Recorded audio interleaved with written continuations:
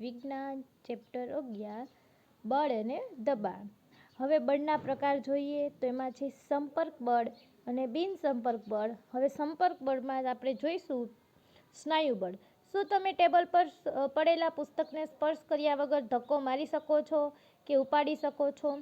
શું પકડ્યા વગર પાણીની કોઈ ડોલને તમે ઉંચકી શકો છો? સામાન્ય રીતે કોઈ વસ્તુ પર બળ લગાડવા માટે તમારા શરીરનો વસ્તુની સાથે સંપર્ક થવો જરૂરી છે. સંપર્ક કોઈ લાકડી કે દોરડા વડે પણ થઈ શકે. જ્યારે આપણે કોઈ વસ્તુ છે જેવી કે સ્કૂલ બેગને ધક્કો મારીએ છીએ કે પાણીની ડોલ ઉંચકીએ છીએ ત્યારે બળ ક્યાંથી આવે છે? આ બળ આપણા શરીરના સ્નાયુ દ્વારા લાગે છે. આપણા સ્નાયુઓની ક્રિયાને લીધે લાગતા બળને સ્નાયુ બળ કહે છે. તો અંડરલાઈન કરજો.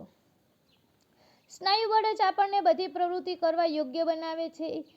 આ પ્રવૃત્તિઓમાં શરીરનું હલનચલન કે શરીરનું વળવું પણ સામેલ છે.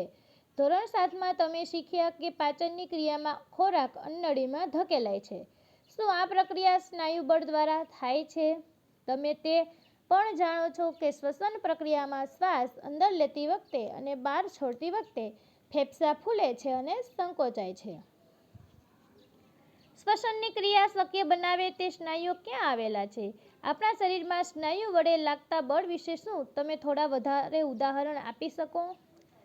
પ્રાણીઓ પણ તેમની શારીરિક ક્રિયાઓ અને બીજા કાર્યો કરવા માટે સ્નાયુ બળનો ઉપયોગ કરે છે.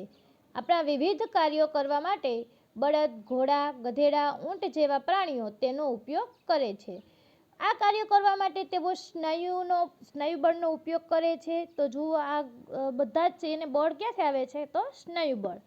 એટલે કે સ્નાયુ બળ ત્યારે જ લાગુ પડી શકાય કે જ્યારે સ્નાયુ કોઈ પદાર્થ સાથે સંપર્કમાં હોય છે. આથી તેને સંપર્ક બળ પણ કહે છે. શું અન્ય પ્રકારના સંપર્ક બળો પણ હોય છે? ચાલો આપણે શોધીએ.